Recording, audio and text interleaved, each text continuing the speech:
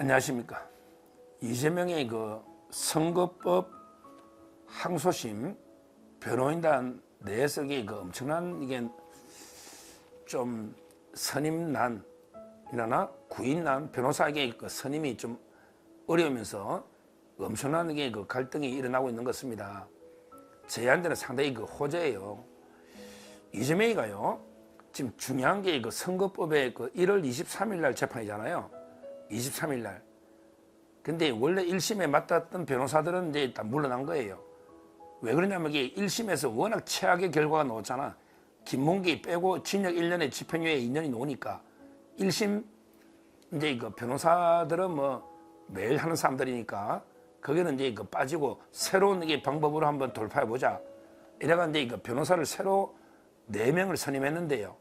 어제 또 2명이 사퇴해버리는 아마 이게 그 여러 데 그 우리가 모르는 속사정이 많은 것 같은데 제가 언론 보도들과 취재를 종합해서 어떤 분이 왜 빠졌는지 그러게 이게 어떤 영향을 줄지 이런 걸 종합적으로 이제 이거 한번 말씀을 왜 이래야 이게 빨리 이재명이 날려야 되지 않겠습니까? 자, 완전히 이제 새롭게 변호인단을 개편합니다. 선거법은 기존에 매일 뭐 김종건, 이성엽, 김희수 이런 사람 이게 빠졌단 말이에요. 매일 하는 사람들. 그 처음에 누가 들었죠? 이건 제가 한번 이야기했죠. 이재명하고 이제 연수원 동기 이찬진 변호사가 이제 그 어쩔 수 없이 먼저 선임서를 낸 거예요. 이찬진. 왜 그러냐면 이게 그 국선 변호로 갈 수는 없잖아요. 그러니까 이제 그 일단 항소 이유서를 내야 되니까 이찬진 변호사가 이제 이재명하고는 아주 친한 연수원 동기인데 제가 뭐랬어요? 옛날에 2019년에 5억을 빌려줘서 또 이게 갚았다. 수상한 돈거래가 있었다.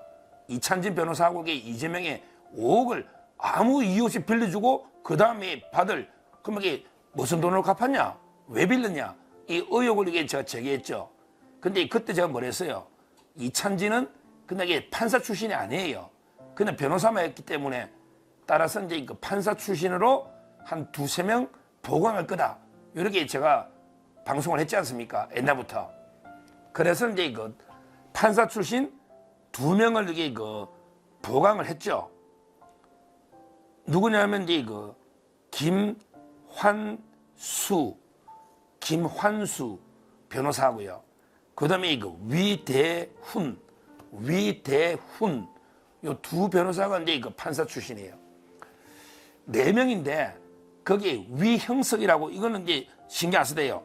위형석은 그냥 이제 그 김환수 변호사의 돌봐준 어소입니다. 그러니까 이제 그 김환수 변호사가 유명한 게 판사 출신 고등법원의 부장까지 유명한 핵심 변호사예요. 김환수. 그 김환수 변호사를 보조해주는 위형석은 이제 그 운동권 로스쿨 출신이기 때문에 여기는 이게 뭐 별로 신경 안 쓸 때 같은 법인의 구성원 파트너하고 이게 어소니까. 그래서 실제 변호인이 4명인데요. 그 중에 2명이 사퇴했다고 되어 있는데 기사는 이찬진, 위대훈, 그 다음에 김환수, 위형석 4명이 선임됐다가 김환수, 그 다음에 위형석 2명이 사퇴했다는데 위형석은 빼자고요. 왜? 김환수의 보조해주는 변호사다. 로스쿨 출신. 그러니까 이제 그 위형석은 의미가 없고 결국은 이제 이재명의 메인 변호사는 김환수입니다. 김환수. 왜냐하면 이게 위대훈도 판사 출신인데 경력이 비교가 안 됩니다. 김환수가 주 변호사가 갑자기 재판 이사를 앞두고 내부 법인 사정으로 사퇴했다. 이건 이게 엄청나게 지금 거기에 문제가 발생하고 있다는 거예요. 내분이. 자, 김환수 변호사가 이제 그 이재명의 메인 주 변호사인데 선거법에 이분이 어떤 분이냐? 그러고 왜 사퇴했느냐? 요거는 이게 그 잠깐 저 말씀을 드리면 자, 가장 중요한 분이 김환수 변호사예요. 이분이 67년생이에요. 그러니까 경력도 많죠. 저보다 3살 많으니까. 김환수 변호사는 이제 그 67년생이고요. 그 다음에 그 고향이 전남 한평입니다. 한평. 한평이 원래 이게 호남이라야 이게 충성도가 있어야 되거든. 너무 이게 충성도가 좀 비밀이 다 새버리잖아요. 그러니까 주로 이게 호남을 많이 선임해요. 전남 한평이고요. 이 김환수 변호사가 이제 연수원 30일에 사법시험이니까요. 30일에 연수원에게 21기니까 기수가 높잖아요. 연수원 21기면 윤석열 대통령이 23기니까 그러니까 경력이 아주 높은 메인 변호사들 말이에요. 연수원 21기, 사법고시는 31기, 김한수 이분이 광주 송원고등학교 그다음에 그 서울법대 넣어가지고요. 이분이 바로 판사를 시작하는 거예요. 판사하면서 김한수 변호사가 이제 중앙지법의 판사, 부장판사도 하고요. 그리고 이제 그 서울고등법원의 부장판사도 하고요. 대법원장 비서실장까지 했습니다. 2018년에. 그러니까 이제 그 최고의 정관이지. 고등법원에 지금 가 있잖아. 고등법원이 부장판사 하면서 대법원장에 김명수 비서실장까지 했다면 이게 보통 유명한 게 판사가 아니잖아요. 좌파 김명수의 비서실장이니까. 2018년 고등법원이 부장하면서. 그래서 이분이 메인 변호사로 이제 그 정관 중에 정관으로 선임했다. 근데 이런 분은 돈이 엄청나게 들 겁니다. 비용이 엄청나게 들 거예요.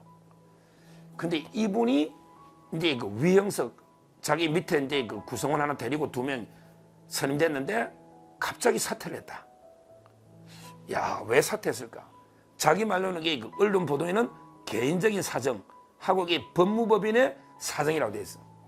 이 법무법인이 백송이라는 게 법무법인이에요. 검사장들이 막 절비합니다. 박윤혜 검사장 유명하잖아. 박윤혜 검사장부터 이게 워낙 정관들이 아주 절비한 로펌이에요. 그러니까 이제 그 이재명 사건을 맡으면 다른 사건들이 크게 문제될 수가 있는 거예요. 왜 이번에 우리 윤석열 대통령 변호할 때도 보면 변호사들이 사표 내고 노잖아요. 김홍일 뭐 우리 방통위원장처럼 그 세종이 사표 내고 노잖아요. 아마 법무법인 내부 사정으로 사퇴했다. 이 말은 법무법인 백송 내부에서 왜 이재명 사건 맡아가지고 우리 법인에 엄청난 피해를 주느냐? 아마 이런 게 저는 문제제기 있었지 않을까. 왜? 거기 검사들이 수두룩 하거든요. 또 윤 대통령 치는 사람도 있을 거 아니에요. 있을 거 아니에요. 이런 게 문제. 아니면 이게 여러 가지 비용 문제도 생길 수 있다 봐요. 왜? 엄청난 비용이 들거든요. 법무법인에서. 제대로 하면 이재명이도 공식 돈은 없고 민주당이 대줄 수도 없고 저는 이런 게 여러 가지 문제를 겹쳐서 안 그러면 이렇게 고등법원이 부장까지 하고 대법원장 비서실장까지 한 이런 판사가 왜 갑자기 선임하자마자 사퇴할까? 이건 납득이 안 되는 거예요.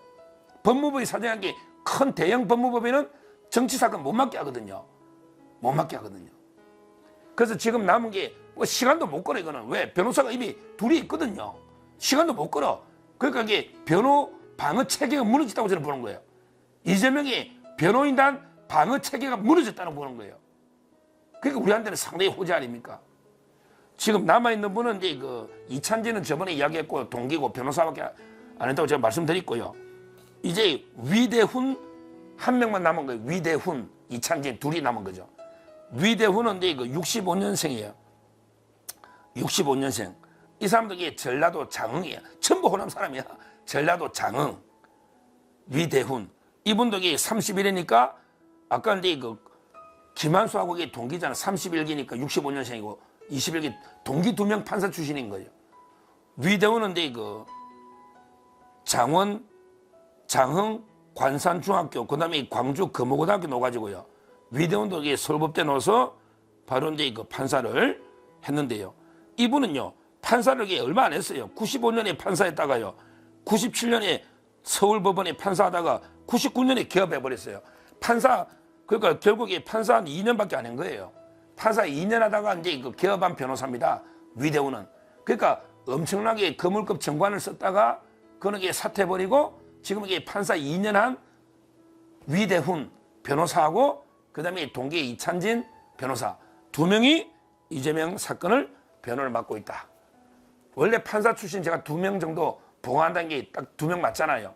근데 자기들이 약간 보수 성향 이야기했는데 보수 성향이면 이재명의 모든 정보가 누설되는데 완전한 보수는 못 쓰지. 그러니까 호남의 2명을 출신으로 그 판사 2를 썼다가 근데 메인 변호사가 법인 내부 사정과 개인 사정으로 뭐 개인 사정이 뭐 내부 사정 법인 내부 사정에 봐야죠.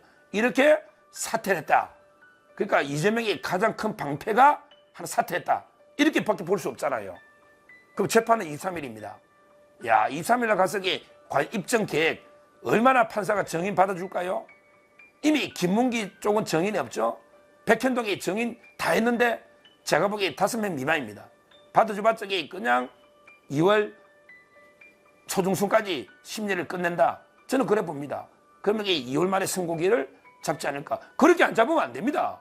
지금 국민의힘에서도 이재명 재판도 신속하게 해라 난리거든요. 3개월입니다. 12월 6일 날부터 카운트입니다.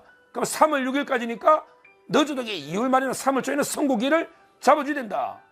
잡아준다 봅니다. 최악의 경우 3월까지 간다는 분석도 있는데요. 그러면 안 돼요. 그렇게 끌어줄 이유가 없습니다. 물론 3월 중에 나도 이재명이 어차피 끝나지만 3월 중에는 뭐든 어차피 끝나겠지만 왜?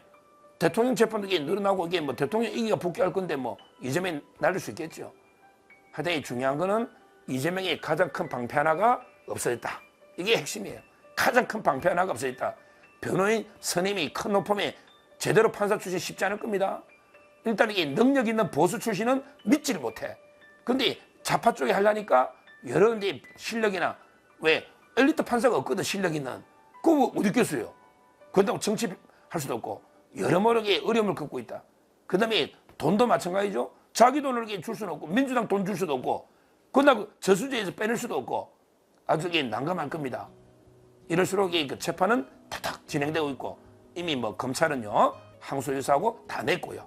하여튼 이 중요한 건 23일이 고비다. 그날 가보면 관에게 어떻게 신문이 돼서 어떤 날짜가 잡혀서 언제쯤 선고될지 원래 선거법 같은 거는 한 번에 다 선고까지 예고해 주는 거 많거든요. 일괄기회를 잡는 경우도 꽤 있습니다. 꽤 있기 때문에 한 번에 지켜봐야 되고 제가 말씀드린 거는 지금 이번에 4명이 이찬진, 그 다음에 김환수, 그 다음에 위대훈, 그 다음에 위영석은 큰 의미는 없을 것 같고요.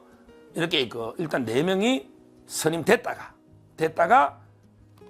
가장 중요한 변호사가 갑자기 법인 사정으로 사퇴를 해버렸다. 이 소식을 알려드리고 그 다음에 또 이재명이 어떤 선거법에서 여러 가지 또 어떤 꼼수 또 누구 변호사가 어떻게 들어올지 계속 감시를 해서 신속하게 말씀드리도록 하겠습니다. 감사합니다.